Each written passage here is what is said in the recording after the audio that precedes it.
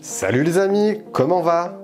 Bienvenue sur cette nouvelle vidéo qui va être consacrée aujourd'hui à une application dédiée au son, enfin à la personnalisation du panneau de volume.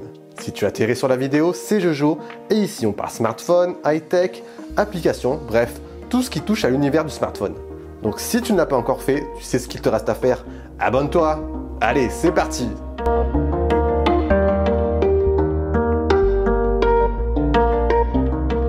Les amis, le nom de cette application c'est Volume Style et c'est essentiellement une application qui va vous permettre de customiser votre panneau contrôle de volume. Alors si tu es fan de personnalisation, cette application peut éventuellement t'intéresser. Une fois que vous allez ouvrir l'application, vous allez vous retrouver avec tous les styles différents de panneaux de volume. Vous allez avoir par exemple le panneau style Android, le panneau iOS, le panneau One UI de Samsung, un panneau ressemblant à des vagues, etc. Donc pas mal de choix. Donc on va partir sur un exemple de panneau Android. Du coup, vous allez vous retrouver ici avec 4 curseurs. On passe ensuite au deuxième onglet paramètres de style afin d'ajuster ce qui nous convient. En l'occurrence ici, on pourra rajouter un thème sombre. On pourra aussi positionner soit à droite ou à gauche le panneau de volume. Ensuite, en continuant, on arrive sur l'onglet customisation.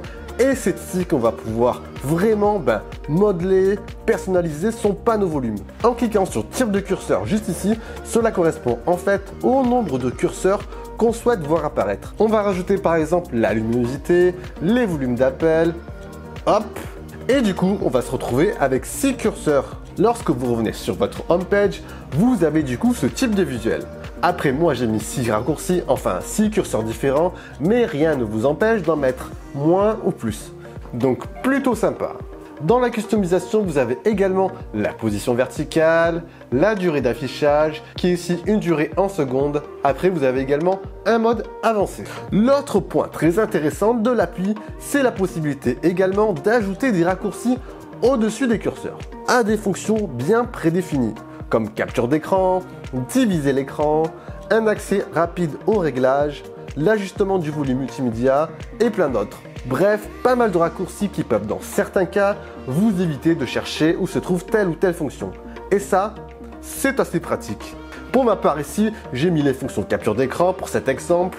Donc lorsque vous revenez sur votre page d'accueil, voilà la fonction capture d'écran, un accès rapide. Après, j'ai pris cet exemple de capture d'écran, mais vous pourrez ajouter, retirer celle que vous voulez. Donc au final, pas mal de choix aussi pour les raccourcis. Et voilà, bref, une application comme je les aime, plein de personnalisation et de customisation possible.